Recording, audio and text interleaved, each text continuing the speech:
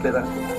తల్లి నీకు ఒక మాట చెప్పనా, నువ్వు దీవించబడ్డమో, నీ అనారోగ్యం పోవడమో, నీ అప్పుల బాధలు పోవడమో, నీ చుట్టూ ఉన్న సమస్యలు పోవడమో నా దేవుడికి ఒక క్షణం భూమిని ఆకాశంలో కలుగ చేయడానికి ఒక క్షణం పట్టలేదు నా దేవునికి.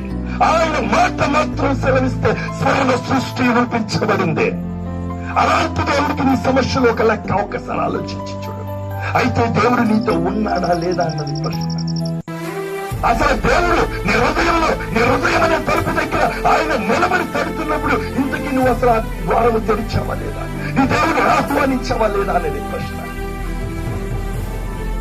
ప్రకటన గ్రంథంలో అంటాడు, మీ హృదయం అనే తలుపు దగ్గర నేను నిలబడి తడుతున్నాను, ఎవడైనా నా స్వరం విని ఎడల విని వాడు తలుపు తీస్తే నేను వాడితో సహవాసం చేస్తాను, లోపలికి వచ్చి వాడితో సహవాసం చేస్తాను. దేవుడు సహవాసం చేయడం అంటే ఏంటో తెలుసా తల్లి? ఆయన గుణలక్షణాలు నీ బ్రతుకులో కనపడడం, ఆయన గుణలక్షణాలు నీ జీవితంలో కనబడడం, నీ మాటలో, నీ ప్రవర్తనలో, నీ చూపులో, నీ విధానంలో దేవుడు కనపడ్డం, క్రీస్తు స్వారూప్యంలోకి నువ్వు మార్చబడ్డం. అప్పుడు ఎలా ఉంటుందో తెలుసా? నువ్వు నిలబడితే నీ కుటుంబం సైతం దత్తరిల్లుతుంటుంది. నీ కుటుంబంలో ఎంత విపత్కర పరిస్థితి ఉన్నప్పటికీ నువ్వు దేవుని సన్నిధిలో నిలబడగలిగిన దర్శనం నీకు ఉంటుంది. కాబట్టి ఆయన ముఖ దర్శనం చూసి అలవాటు ఉంది కాబట్టి నీ హృదయం గొప్ప ధైర్యంతో నిండి